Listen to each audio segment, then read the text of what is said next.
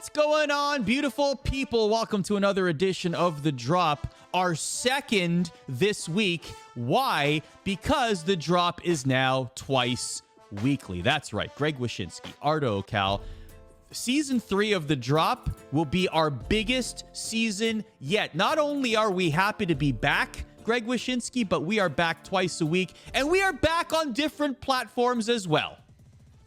Yes, you can watch us on the YouTube. You can listen to us wherever you get your podcasts. And if you like what you're hearing, or even if you don't like what you're hearing, subscribe, leave a little rating. We would appreciate it. No, it's the greatest. This show has morphed and changed many a time over the last few years. You have seen us on YouTube breaking down photos of the Boston Bruins having early morning breakfasts in random diners. You have seen us dressing appropriately outside of the stadium in South Florida with a bunch of mascots.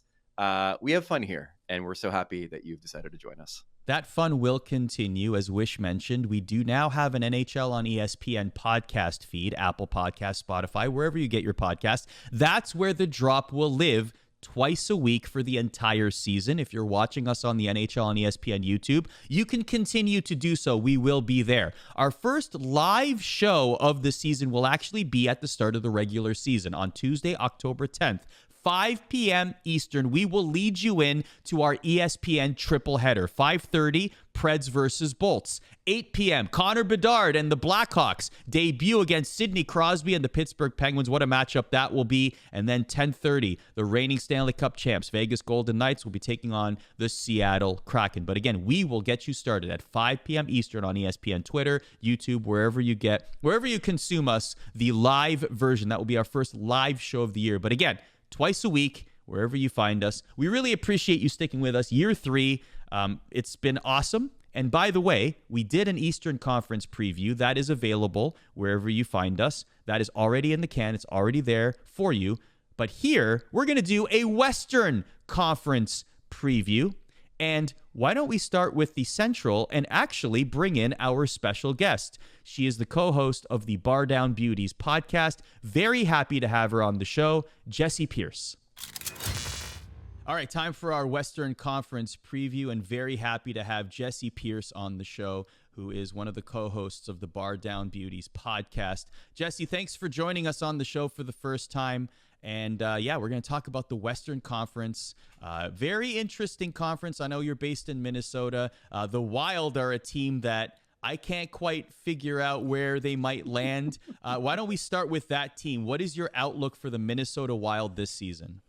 I think you're along with everybody else. We're not quite sure what to expect from the Minnesota Wild. Obviously, another very quiet offseason for Bill Guerin and company because, as we all know, we'll say the word, they're cash strapped. The salary cap is terrible. It's working against them. So not too many changes for your Minnesota Wild. They obviously had Pat Maroon.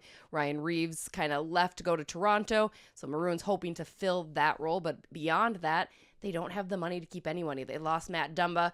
Lucky for them, they have prospects waiting in the wings. Brock Faber on defense, he looks solid. Marco Rossi, he is a guy that's going to come in and make an impact. Otherwise, you've got the names you know, Kirill Kaprizov, Matt Boldy. Marcus Johansson does return, which I think will be really exciting to see that chemistry he had with Matt Boldy continue to grow and elaborate. And then your goaltending tandem of Philip Gustafsson and Marc-Andre Fleury.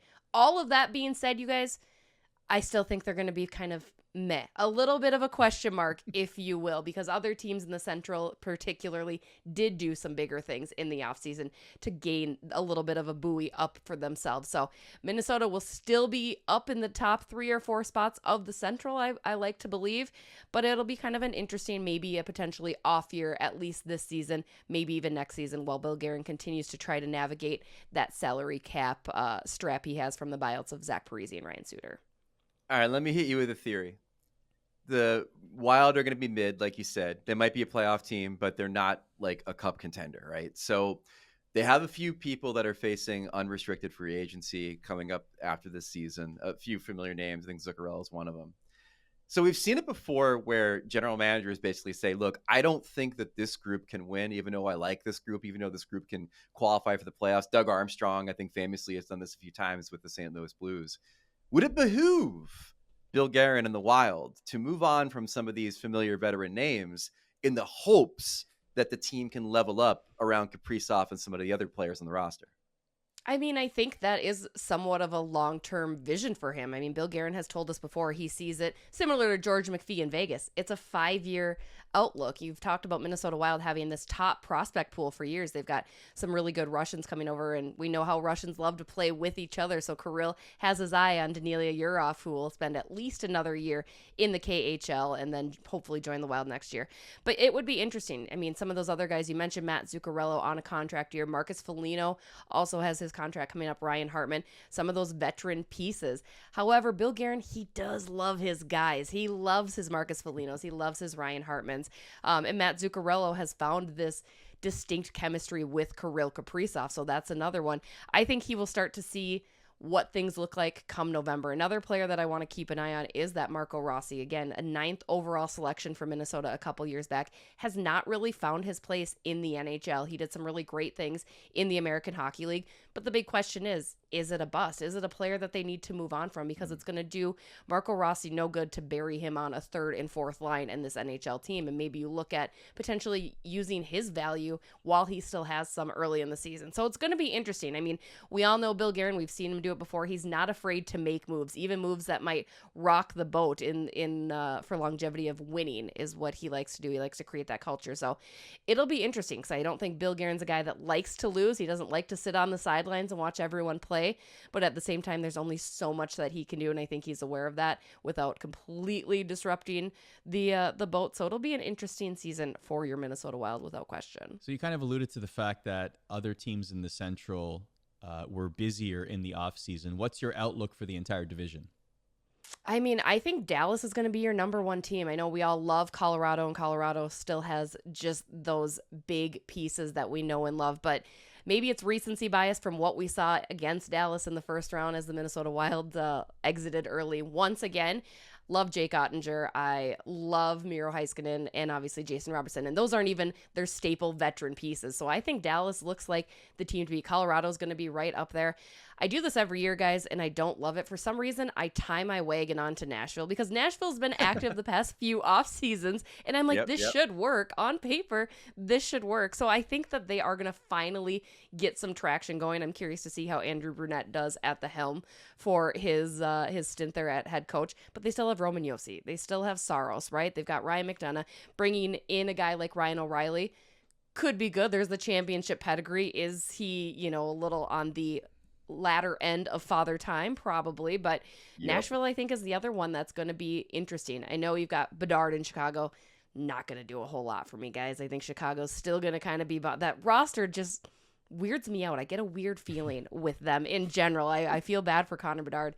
And Arizona's the other one that I think is going to be a really fun team to watch. We obviously saw what Logan Cooley did in the preseason. But all that being said, that means Minnesota, again, you're kind of, as Greg said, mid. I like that. I'm learning to use new kid slang, so very mid is very appropriate. Well, no one's more childlike than me. You are correct on a lot of the things Despite being on the said. other end of father time. I like that quote. I like that. The funny feeling you have about the Blackhawks is queasiness because they're terrible. They will make you physically ill watching much of that roster when Bedard's not on the ice. But I wanted to ask you finally, for me, listen, you're a Minnesota fan. You lived under the tyranny of Kane and Taves for over a decade, and the Blackhawks winning multiple cups, keeping the Wild down even in their good seasons. And now they win the lottery. They get Bedard. As a Wild fan, you gotta be kicking yourself right now because this team might be again looking dynastic within the next decade. Yeah, it's not fair. Like, why can't we have nice things? As a Minnesota sports fan in general, we just cannot have nice things. I believe on the Wild's Wikipedia page for a couple years, Patrick Kane was listed as the owner of the Minnesota Wild. So I mean, that's how deep this goes, you guys. It's just like, of course. Why not Chicago? I feel worse for Anaheim personally because I think they're the ones that keep missing out on these big picks, right? They could have had Sidney Crosby. They could have had no, they get none of it. So, it'll be a long time coming. I'm okay with Chicago staying bottom rung. Connor will be fun to watch, but Corey Perry helping him out isn't going to do a whole lot for him. So it should be an interesting season for Chicago to say the least. But yes, I'm not looking forward to when they finally get all of their pieces together because we know they will because that's what Chicago tends to do because Minnesota hates facing off against them when they are the dynasty that they can be. Do you have a Western Conference final prediction? You know who I really like is LA. And that's just on paper though. That's kind of my question. If I'm going, I think the Pacific's kind of a hot mess, to put it lightly, right? You've got your very top teams, and then you've got your San Jose Sharks. Sorry, Sharks fans. But I really they're like happy to be the worst, LA's. right? They're like, finally, we did it. Yay. We actually did it. Yeah, no kidding. But I love the LA Kings. I know everyone's, again, very high on Edmonton. I can see that, but I just think things never go right for Edmonton. So from the West, I think LA and or Dallas are my two top picks. And that's mostly also because I kind of want to just not say Colorado. We all say Colorado every year. It's easy to say. I'm going to be different. I'm going either Dallas or LA for the West. Jessi Pierce co-hosts the Bardown Beauties podcast. Great to have you with us on the show. Please come back. What else is on your plate this season? Oh, gosh, everything. You can catch my work at NHL.com covering all Minnesota Wild home games. And that's not just the Wild. It's any news that breaks from them. Bardown Beauties podcast released new episodes each and every Tuesday.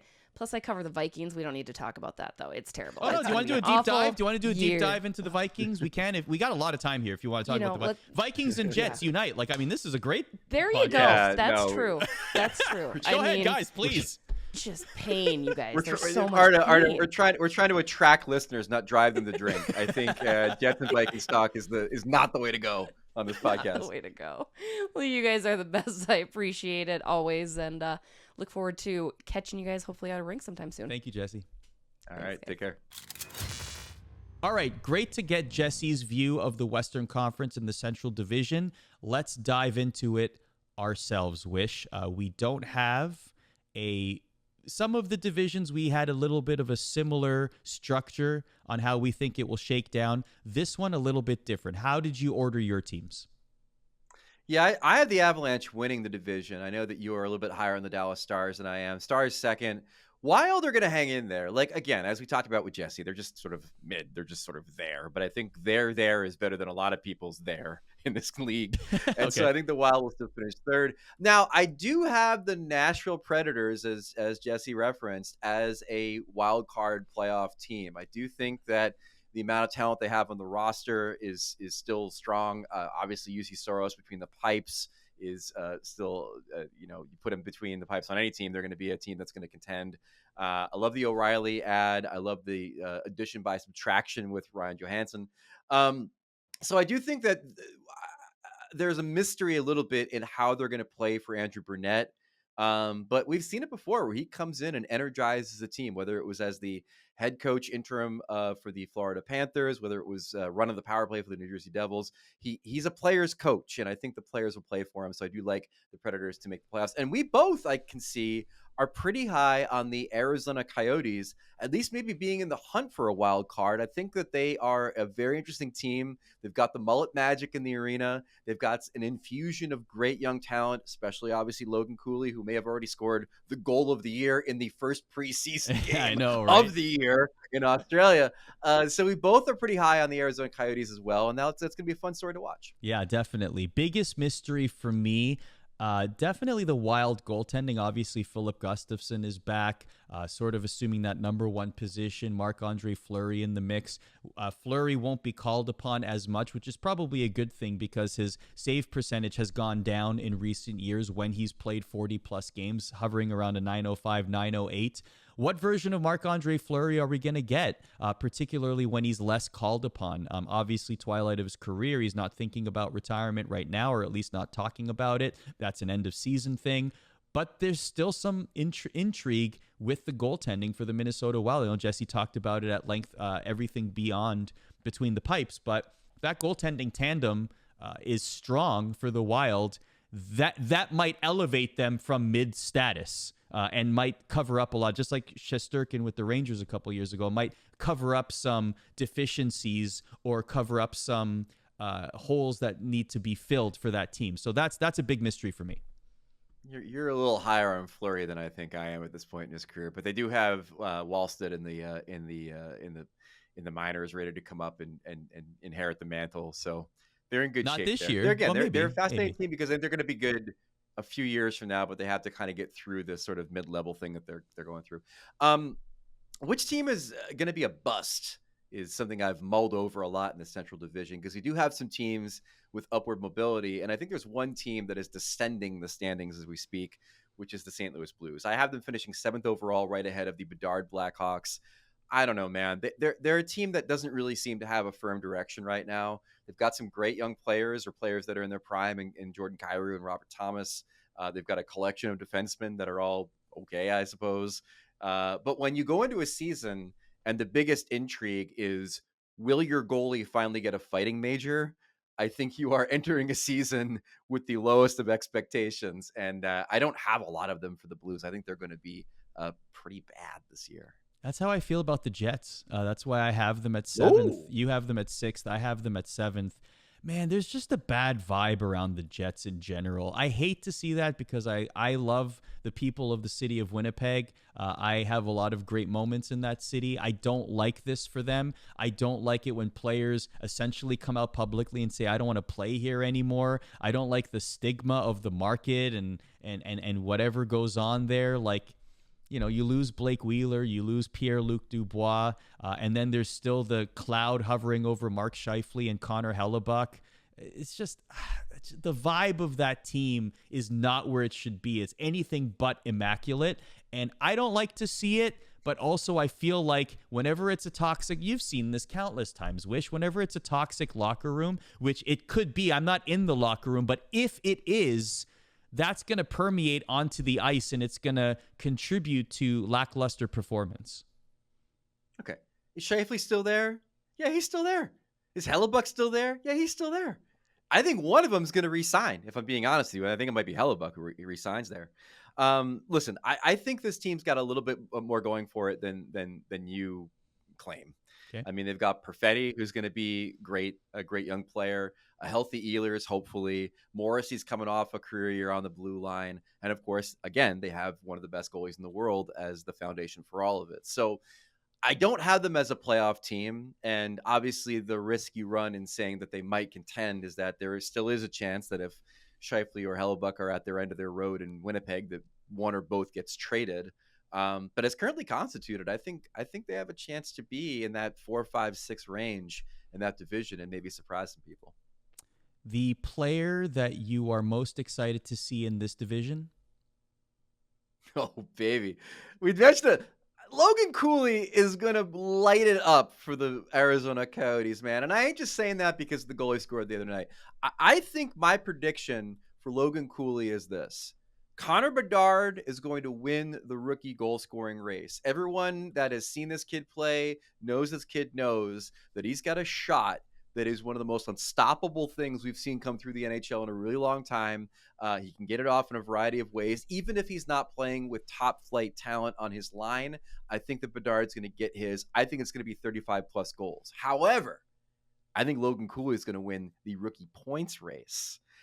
With what he's going to put up with the Arizona Coyotes, playing with a little bit more better offensive talent, I think, overall than Bedard will. And I think at the end of the day, we're going to see this split like we have before Arda with the Calder, with a guy winning the goal race and a guy winning the points race. And then it's let the best narrative win. And I think at the end of the day, the best narrative is a guy excelling with the Arizona Coyotes. And I think Logan Cooley is going to steal the Calder. I really do. The mullet's going to go unhinged. I do, speaking of chemistry, Jessi mentioned it earlier, the chemistry between Matt Zuccarello and Kirill Kaprizov. They often have like Sedin level chemistry on the ice. I want to see where the chemistry is between Connor Bedard and Taylor Hall. If they're going to be the first line for the season for the Blackhawks, I want to see how that permeates, how that develops. Taylor Hall, we saw with interesting players, with good players, with talented players in Boston, had a little bit of a renaissance. We were talking about him being among the best third-line players in the NHL. Now he's obviously in a different situation with the Blackhawks, and now he's going to be a first-line player with the next generation's big superstar, as he has the potential to be in Connor Bedard. So I want to see how those two play off each other. I want to see what magic they're able to perform on the ice, and if they click, they're going to be, even if, let me put it this way, even if the Blackhawks lose 8-6 every game, but Taylor Hall and Connor Bedard are getting hat tricks each or like 4 points a game. Even though that's not the goal for the Blackhawks, it's going to be fun for fans like me to watch. So I'm all for it, and I want to see where that goes. And that actually leads into my fascinating storyline. Like, what are the Blackhawks? Like, we talked about them being you look at this roster from top to bottom, and it's iffy, it's difficult, it's tough, you kind of wipe your brow at it. But at the top there, I still think there's enough for me to want to tune into some Blackhawks games this season, especially to see what Connor Bedard becomes. We need an NFL Red Zone channel that's just Connor Bedard shifts, because I don't want to put myself through watching the rest of that team. Dude, they stripped that thing down to the foundations to get the first overall pick. It's gonna take a while to rebuild the mansion. I mean, it's a hole in the ground, and Connor Bedard standing in the middle of it right now. Okay, so like I am all for tuning in to watch Bedard. I hope people do it on the first night of the season. At least there'll be some intrigue.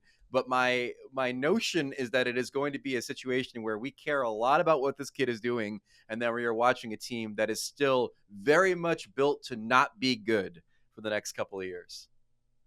Listen, I like that. How about just a star watch on every single game? Just Connor Bedard. No matter what game you're watching a Leafs Senators game, here's Connor Bedard watch on the side.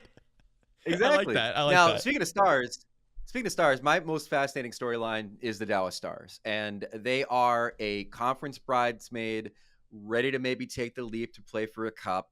They got stronger in the offseason. I love the Matt Duchene ad. Of all the guys that were like buyout beauties, I think the Duchene ad was a real smart decision by the Dallas Stars. Put him on the second line behind that Pavelski-Robertson line. You're doing pretty good for yourself. They're going to have the hunger. They're going to be pissed off about the way things worked out in the playoffs. And they're a loaded roster with what I think is maybe the best goalie in the West and one of the best defensemen, Mira Heiskanen, in the NHL. So I don't have them like winning the division, but they could certainly be the team that emerges from the West this year. So that's the Central for us. Let's move on to the Pacific. You will see from our points prediction, or rather our standings prediction, I should say, pretty similar except for 4 and 5. The Kraken and the Canucks. I might be a little bit higher on the Kraken than you are, which leads us to our biggest mystery. Where are you with the Kraken this season? Yeah, you guys, we're going to have to drop the gloves on the Canucks and Kraken. That's the only disagreement that we have in this entire division based on everything else. I'll tell the one that we might be wrong. I'll get to the Kraken in a second. The one we might be wrong on, you and me both, is the Flames. I mean, new coach in Ryan Uska. They get Daryl Sutter out of there. You expect bounce backs for some of these guys that had down seasons last year. The goaltending is still very strong. That's the only one I really struggled with in this division as far as like where I can see them being. And we might be. You know what it was for me? It was like I was comparing them individually to each team, and I was like, I can make the case that the Oilers are better, the Kings are better, the Golden Knights are better. Like that's how I looked at the Flames. But you're right. Like as the season progresses, they could end up having an explosive year. Yeah.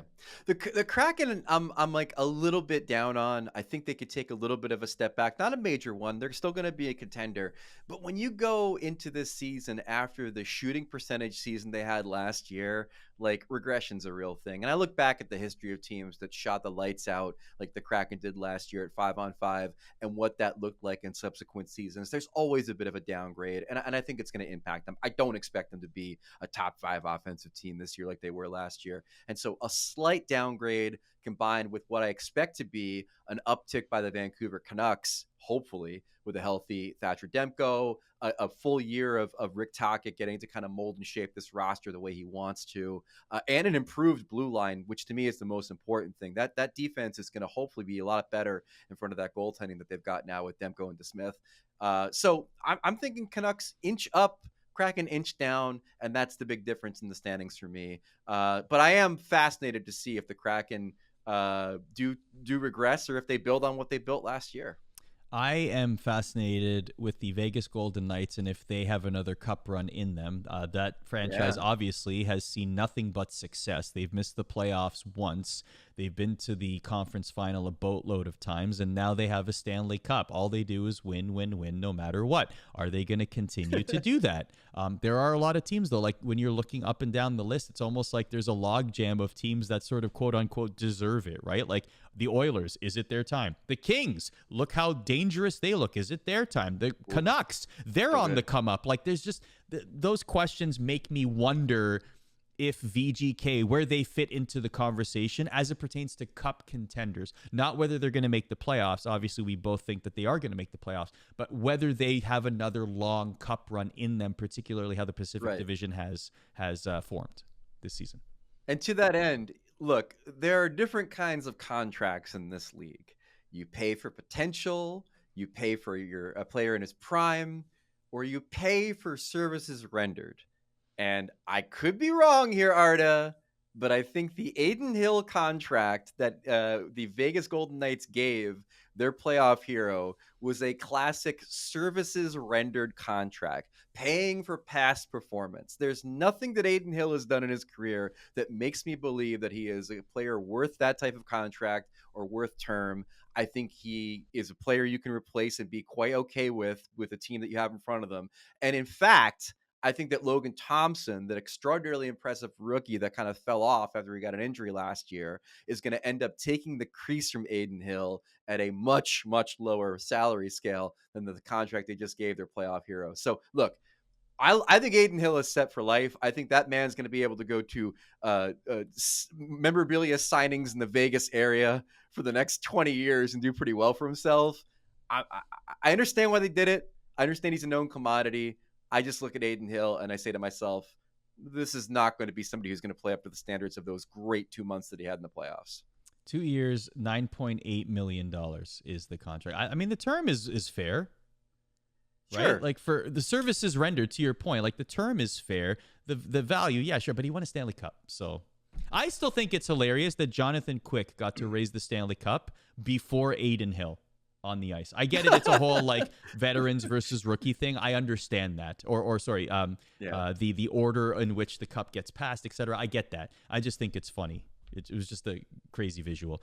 Trevor Zegras on the Anaheim Ducks. Where are we with that? Is there going to be a bridge deal? $3 to $4 million is the number that's sort of floating out there right now, whether that's confirmed or not, or reported, however it may be. Like I wonder about Trevor Zegras. He's at his best, he is extremely exciting. At his best, he's one of the best players to watch in the NHL. 23 goals in each of his last 2 seasons. He's creative. He's inventive. But here's 2 things. Where is he in his development?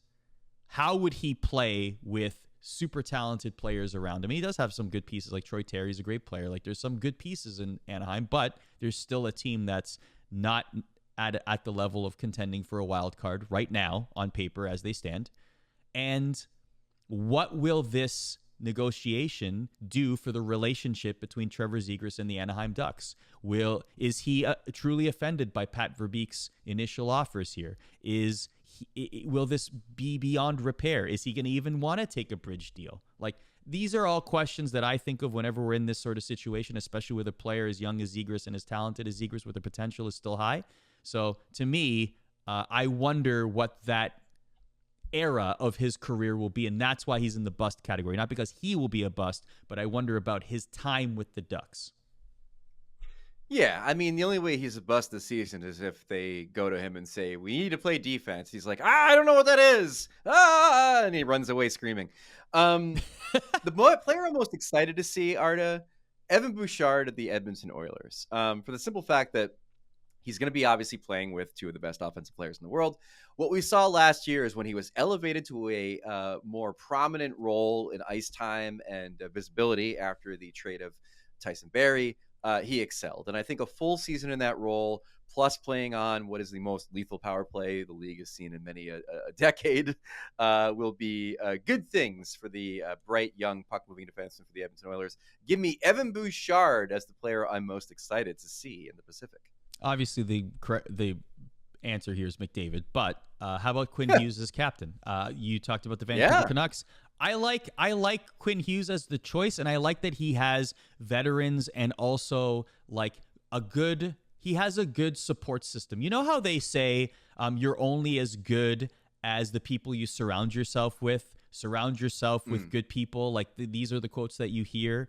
Quinn Hughes has that in Vancouver. He has great, talented players, but he also has good locker room people that he is surrounded by to keep him on course as a young captain in the NHL. He's only 23, and he's grown very well. He is getting to that elite tier of defensemen in the NHL, and it's wonderful to see. I mean, all the Hughes brothers. I mean, Luke Hughes is probably going to have a terrific year with his brother Jack in New Jersey as well. But like, I like what I'm seeing from Quinn Hughes in Vancouver. The vibe is shifting. The paradigm is shifting for this team.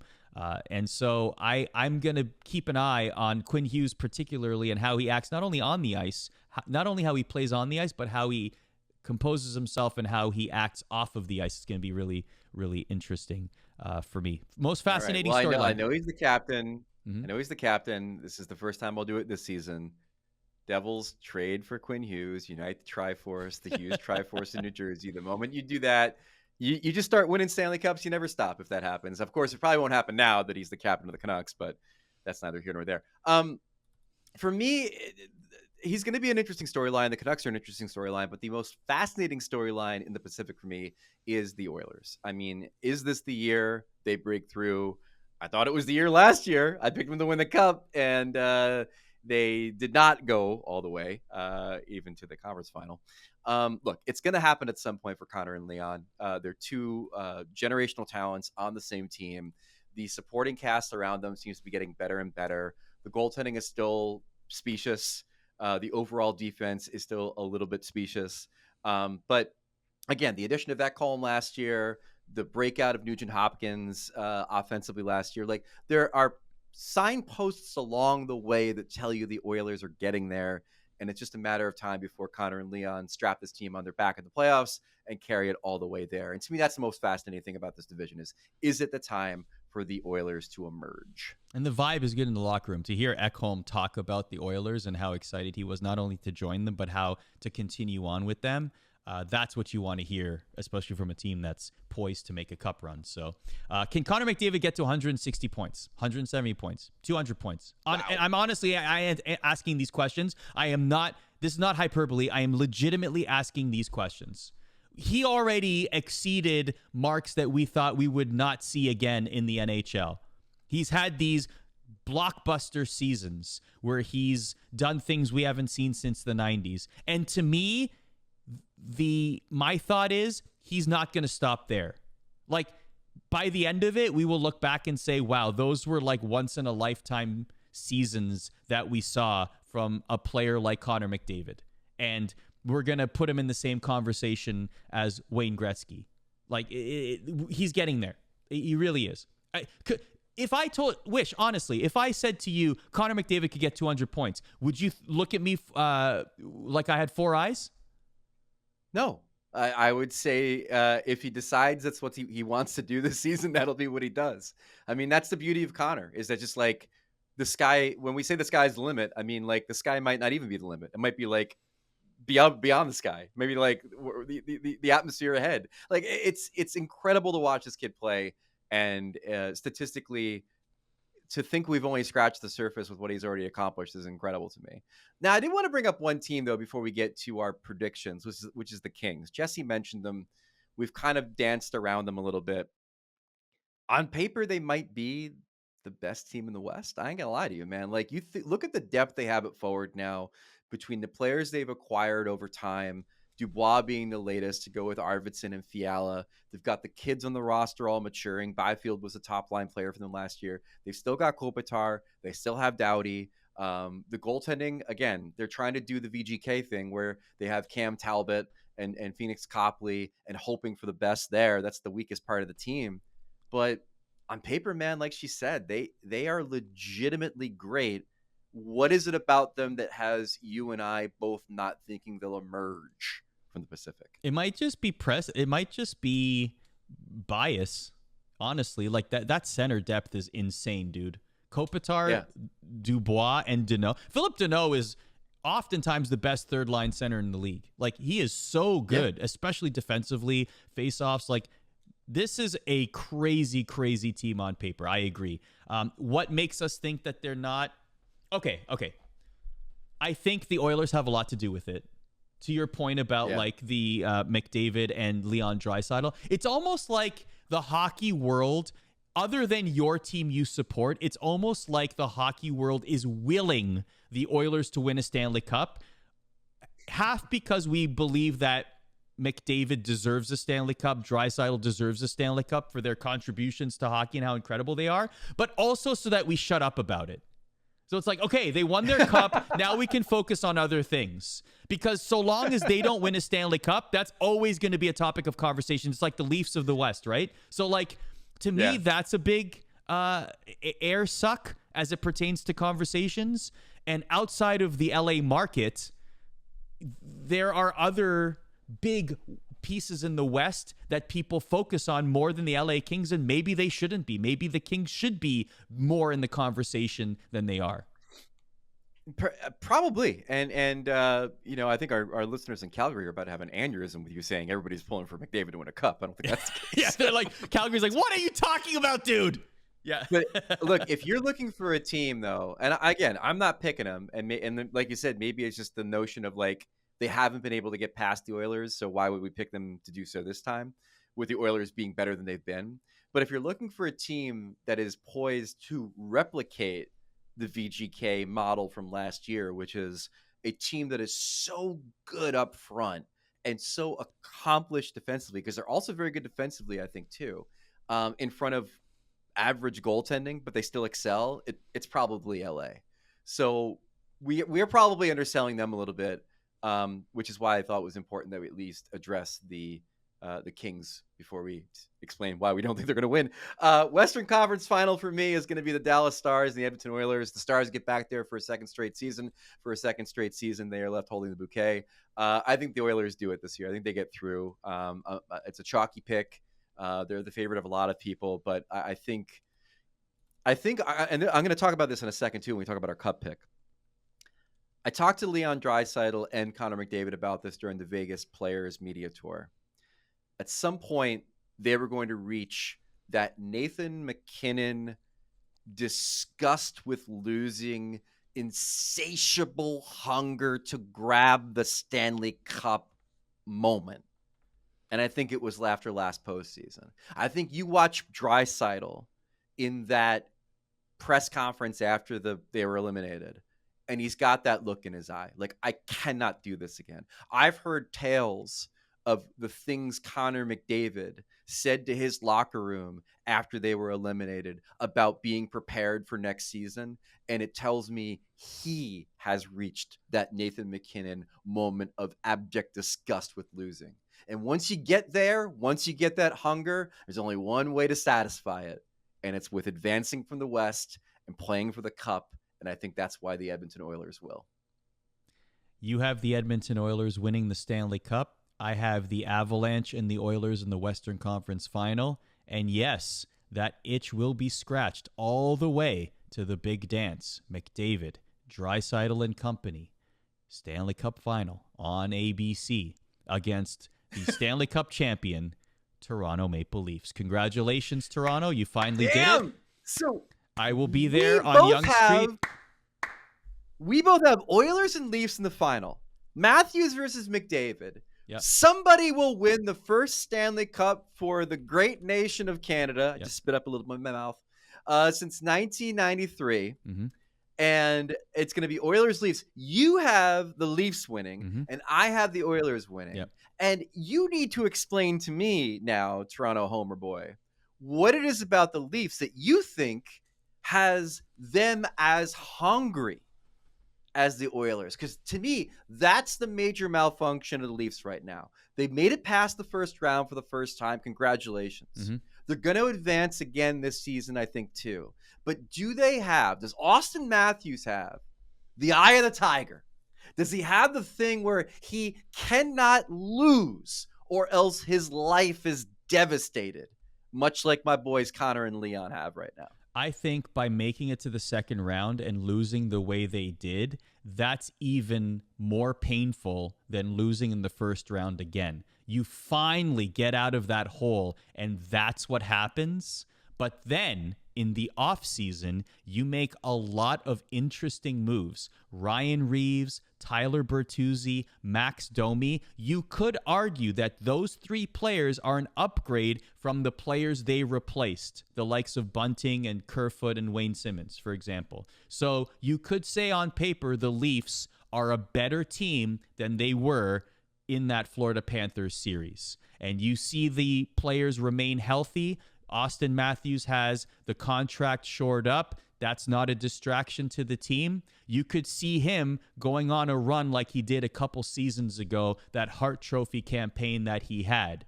And listen, if there's any team in the NHL that has, maybe it's fueled by the fans more so than the players in the locker room, but it's enough to be surrounded and consumed by it, Wysh. It is absolutely the Toronto Maple Leafs that have the most pressure on them if McDavid and Draisaitl don't have that level of pressure themselves. So for me, all right, this is the Cinderella run that the Toronto Maple Leafs fans have been waiting for, and they raise the cup, and you and I will be painted blue on Yonge Street just for the content. I think. Listen, we are known to place a wager now and again on this podcast, on this show. Mm-hmm. We will definitely place a wager on this at some point. The first stage of the wager is that if the Oilers win the cup, you buy me an Albertan steak dinner. Mm-hmm. If Toronto wins the cup, I will buy you Toronto street meat. Wow. Sounds fair to me. Hey, by the way, Toronto street meat is excellent. Okay, so first of all, don't besmirch. Do not besmirch the Toronto hot dog. Granted, I'm winning on price point. Let that be said. But from a quality perspective, street meat in Toronto at like 2 a.m. can't be beat. Nothing it's really beats great. It. You know what else can't be beat? The fact that this podcast is here twice a week now. You can find us on Apple Podcasts, Spotify, on the NHL and ESPN audio feed. We are back in podcast form. Greg Wyshynski returns to podcast forms with the NHL, which is amazing. You love to see it. Still on YouTube. And don't forget, October 10th, start of the regular season, we are live at 5 p.m. Eastern on ESPN Twitter to get you set for the ESPN triple header as the 2023-2024 regular season begins. So that was our Western Conference preview. If you want to hear our Eastern Conference preview, it has already been posted wherever you find the drop. Twice weekly. We will see you next Tuesday. In the meantime and in between time, thanks for listening. Goodbye.